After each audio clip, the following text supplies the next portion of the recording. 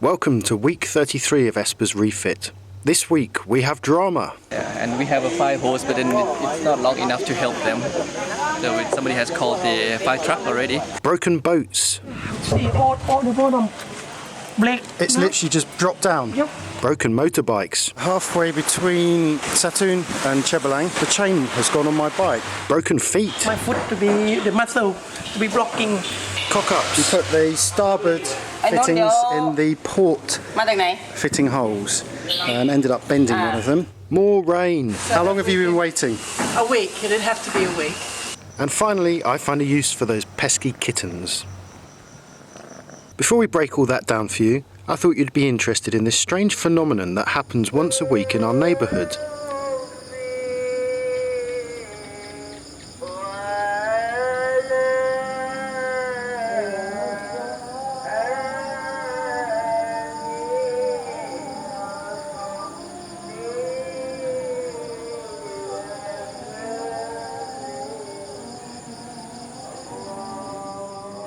Being a predominantly Muslim area, the call to prayer is a familiar sound. To the northeast of our house is one of the most impressive muezzin I've heard in all my years travelling through Islamic countries.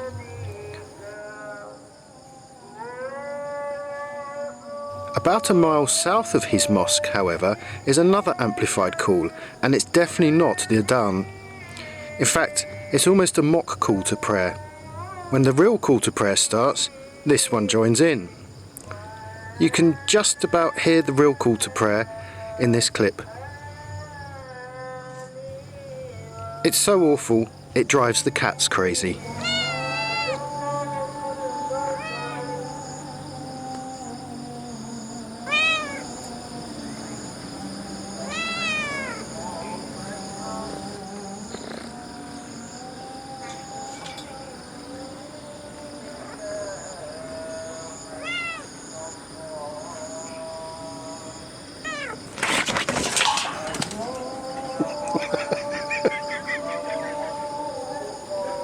So, rain, rain, more rain, and a bad start to the week.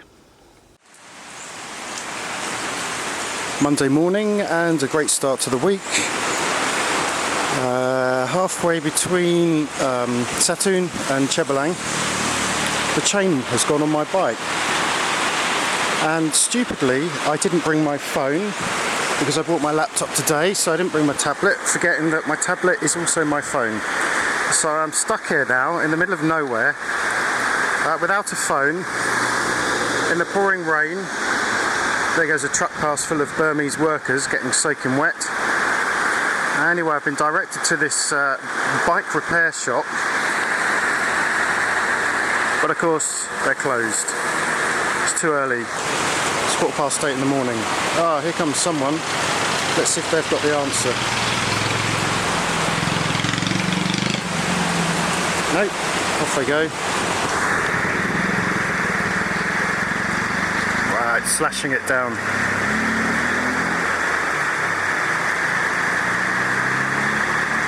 Oh yeah, I didn't bring a jacket either. Really well prepared today. Excellent start to the week. So this week it's been about deck fittings. And Tom, Tui, Moo and myself have been fitting these deck fittings. The idea is that we are just fitting them all first, putting them in position just so that we have all the fittings. Next week what we plan to do is to actually bed them in. And I've been doing quite a bit of research into this, and what I propose to use is this butyl based tape. And it's a malleable tape that you can peel off, roll into sausages, and this stuff never dries.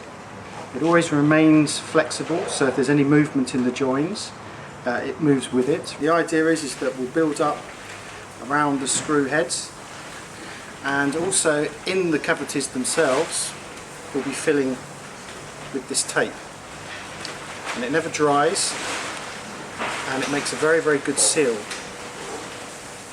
One of the things I've been advised to do is to use a white or cream coloured tape, and the reason is because when you put it on something like this, This is a cutout from our cockpit box, so this has been painted. You can see that if you peel it away, it does tend to stain a little. But if you imagine if you put a deck fitting down and this squashes flat, it may come out the side of the deck fitting and it might look a bit ugly, so white or cream is preferable, but unfortunately we can't get hold of that, we can only get hold of black. But most of the deck fittings this will be based around, you won't be able to see anyway. If you remember last week we saw these teak blocks being made for the fairleads. We're doing the same for our cleats as well, and what we've decided to do is to actually epoxy, fiberglass and epoxy over these, and we're going to paint them the same colour as the deck, and this will help strengthen the teak, which over time has a tendency to crack. If you remember this mount for our jammer, this teak here has cracked over time. So by covering it in epoxy and fiberglass and painting it, it will A, look neater, and B, more importantly, give it some structural integrity and prevent the wood from splitting over time.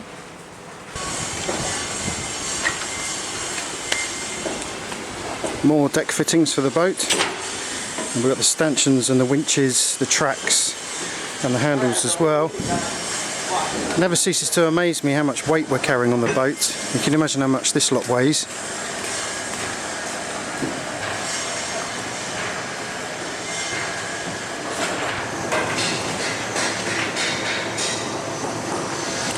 Okay, this is what happens when you remove a teak deck. You end up with gaps like that. That was obviously where the old teak deck was, so this is the chain plate for the staysail. And so what Tui has done is to make a little plate that's going to go in here, and we'll fiberglass, epoxy and paint this, so he's left a little gap to allow for that, and we'll probably sicker in around the bottom and then the butyl tape with the bolts through there and around the fitting there.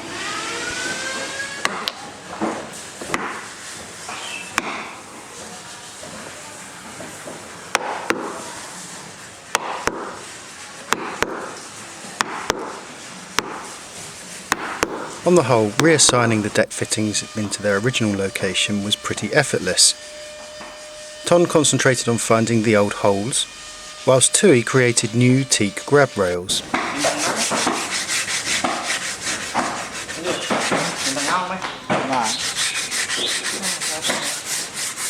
It was all going swimmingly until Ton decided to put the starboard deck fittings into the port side, even though they're clearly labelled both in English and in Thai.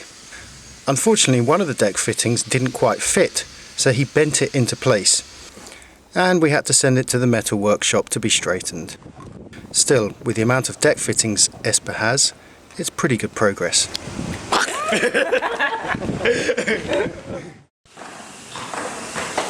Tuesday morning, and it's raining once more.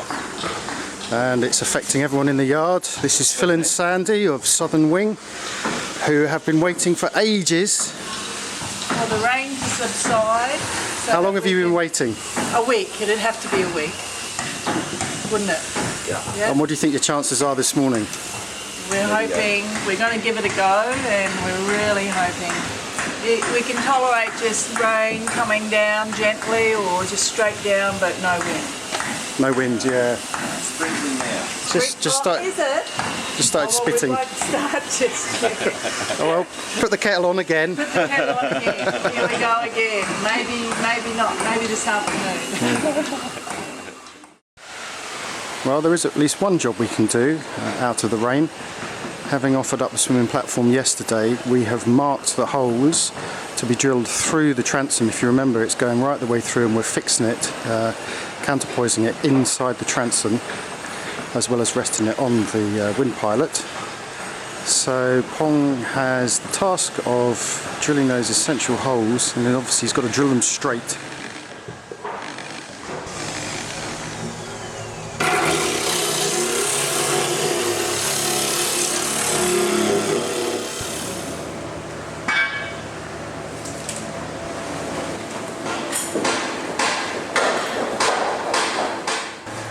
these are the back plates for the swimming platform. So behind there is the lazarette, and obviously the tube comes in through there. And this is the box it's going to be counterpoised on, which of course is going to be strengthened. But here we have put a 1-inch or so teak plate on, which will then fiberglass around just to provide that extra strength. I mean, that transom is pretty thick anyway, but no harm in building it up. So if you remember, when I was back in the UK, Liz gave the go-ahead to make this box out of honeycomb, which is going to house our Zeus 8 touchscreen chart plotter. What they didn't do was to add the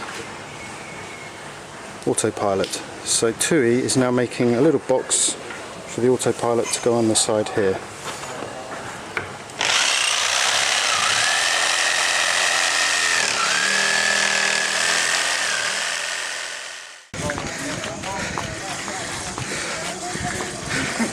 On Wednesday, when I was rummaging through our container, I spotted smoke coming from the yard next door.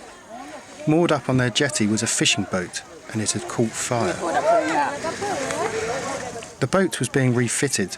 A welder, working in the engine room, set off a spark that ignited the boat.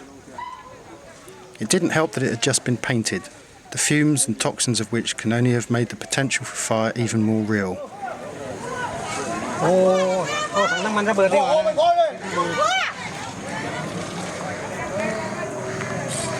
The entire population of PSS Boatyard descended to the riverfront and watched the workers in the yard next door attempt to put out the flames. It was a poor effort. There was little water pressure, and by now the grey smoke was accompanied by flames licking their way up the doghouse.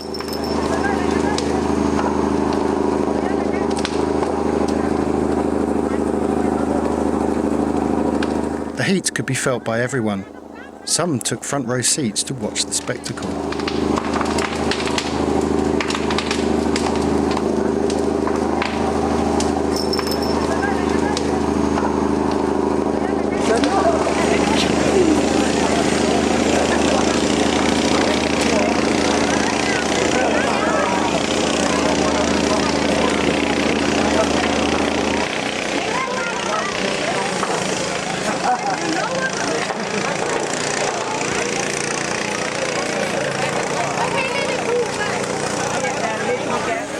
Gia, the yard manager, came down to observe the commotion.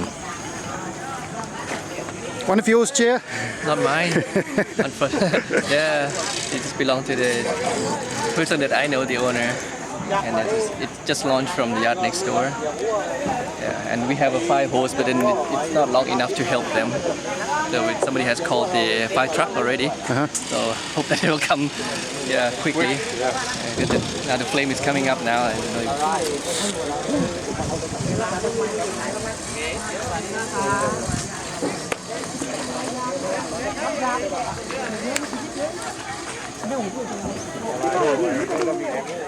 It took a long while for the fire engines to turn up, and by this point the fishing boat was endangering the other boats moored up next to it.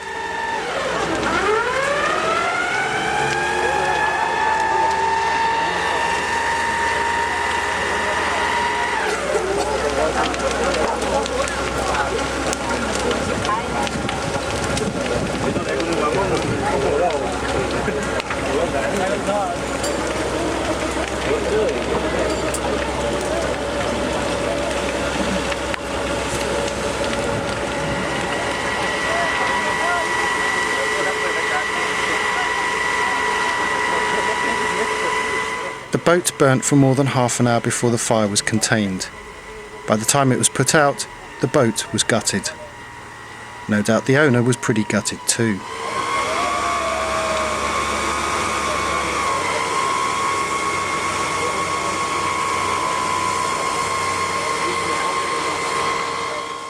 After the fire, Kerry and Lynette of Fayaway clearly had safety on their mind. So just for fun, they deployed their 8-man life raft.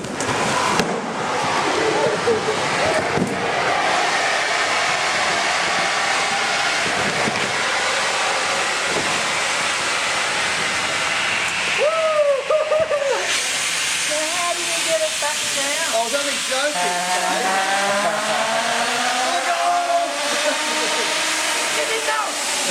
Oh wow! Well, it's perfectly okay. Yeah. I was going to give it away anyway. But don't worry. It's good. So how do you get it back down and recharge? You have to send it off. No, but I mean, what if somebody wanted it? Oh, they take the plugs out and they repack it. How do you get the... But they won't repack a 12-year-old liferaft. You can stick again. You want it? There might be some peanuts in here though. Go on, Tom. What are you doing, Tom? What? Don and Tui are drilling the deck fittings in. So these are our tracks for the Yankee and the staysail. So they're putting the deck fittings in at the moment. All the way along here. And here is our holsterer. How are you?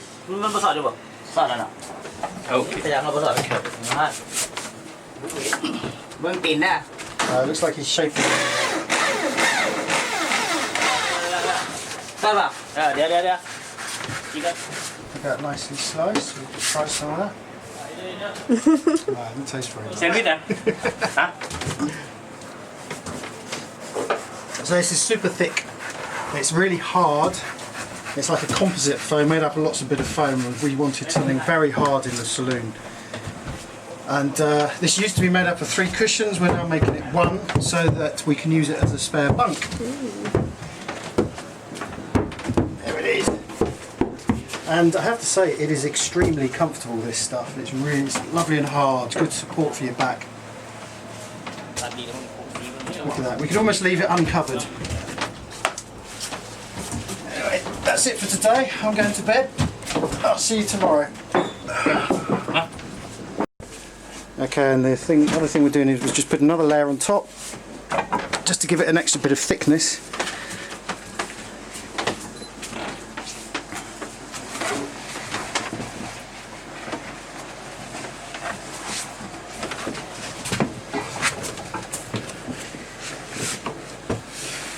What do you think? What do you think, Julie?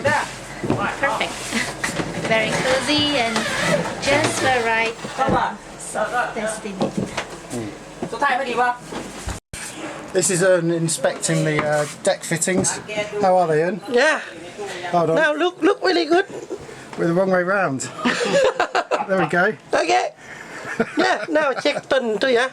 Are they behaving themselves? Yeah. They're doing a good job? Yeah. Looking good. They holding with the screw. Okay. This is the view in the saloon now on the main bulkhead wall. And what's very disappointing is the holes that were always there for the chain plates. Now on this side there was a box here anyway, but on this side, if I remember rightly, the bolts were actually behind the veneer. So a little bit of a shame, since it ruins that lovely wall, but we'll get a shallow box and just put something over the top of that. And around the other side, on the back of that, is the chain plate itself. Now that again used to have a box around it, but I think if we just polish it up, it becomes a feature. Okay, and tell me why today's been a bad day, starting from this morning. First thing, on the morning, very bad hurt on my foot to be the muscle to be blocking, and I could not walk really well. And that's why you were driving around on your moped. Yep. And today we come up, we get one fishing boat up, and we launch the diving boat, and we move the catamaran in, and we get the one fishing boat, the big one, in. We move in properly, and after that we have to get one ferry up, and we break the bottom of the ferry. And now we now have loom to be move the ferry for free. We have to be launch the ferry back, and we have to be move the fishing boat back also. And by the time we have to move fill, nom de plume, the yacht up to the front. We have to move the ferry back, and we have to move fuel back, and we have to be checked. Big day. So with his injured foot, Un has to contend with a full boatyard and limited space. The problems are a lack of cradles, which means he has to prop up one of the fishing boats to use that cradle in order to move another fishing boat so that he can get the ferry in, whose bottom fell out when it was jacked up onto its cradle. Coordinating this is like a puzzle, since space is limited. Un showed me the damage on the ferry. 100 mil hard timber. 100 mil. Yep. Thick enough. 1, 2, 3. That's 300 mil. Solid timber at sea now. All bent.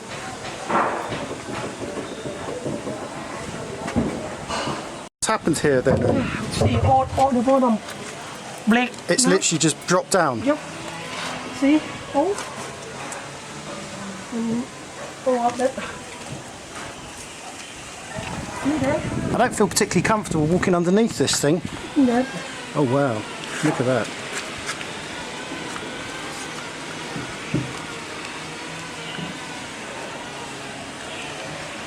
And looking there. Big crack. Yep. And we have to move that in, and we have to loose all this one coming out. We can fit. So what's the repair job then? What will you have to do? We have to be check this boat up. When this one in the fishing boat position there, Yep. we have to check this one up. And after we have to be flop there, and we have to flop over there also, and flop on the stern to be take all the timber, take all the block of wood out, and we can start to be blending and new structure fiberglass.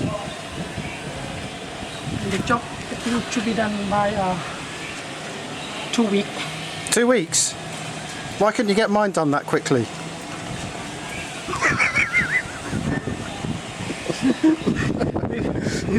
Maybe less.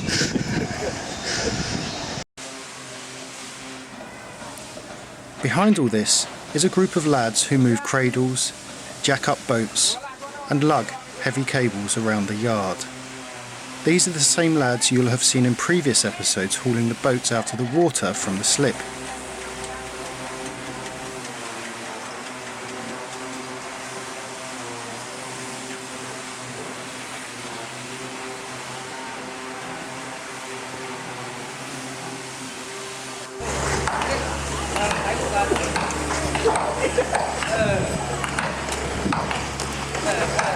Super.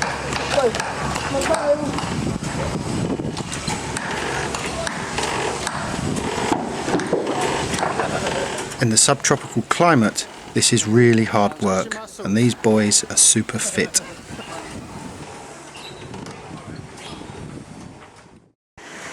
Well, I think it's going to rain, Jamie. Oh, I thought I saw you painting. We did a beautiful job. You done? Yeah. Oh, well done. And it's all pretty, just touch soft at present still, but as you can see, it's certainly nice and dry. And I'm not so worried about getting a bit of rain on it now. Very fast drying epoxy. Just as well. Yes. Look at the cloud and the rain coming. Yes, there's a familiar sight.